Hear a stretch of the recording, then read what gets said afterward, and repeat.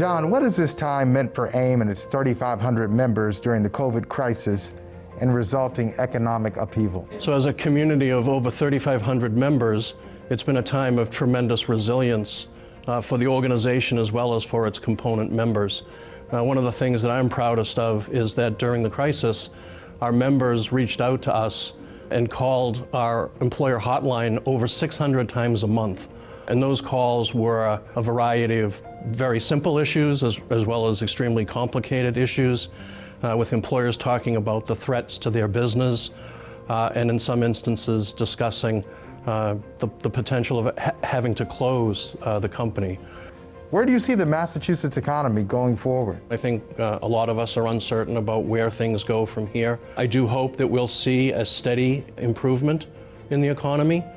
I think the challenges that arise out of the work from home experience mean that larger urban areas like Boston will continue to see some negative effects if employees don't come back to the workplace. Small sandwich shops and small retailers are going to have a very difficult time if the large urban areas don't fill back up again. So I think it's a period of uncertainty, but again, I think our members are quite resilient and they'll come back. What is the priority for public policy as we seek to rebuild the economy? I think the biggest challenge that the Commonwealth faces at the moment is the state budget, with a $6 billion deficit looming, trying to figure out how the Commonwealth continues to function at an appropriate level, particularly as we provide support to cities and towns.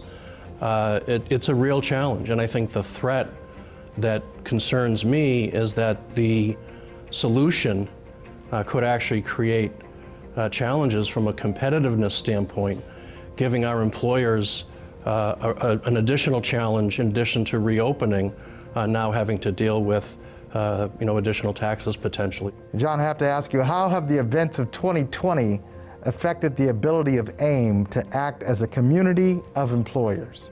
It's been amazing to me how important that sense of community is to our members, and I'm so proud to be able to say that in 2020 we've actually added members. The fear when this pandemic began was that we would see members drop out. That hasn't been the case. I think it's a measure of the value of the information that we've provided and the value that our employer members put on that information in this community of employers that they want to be part of.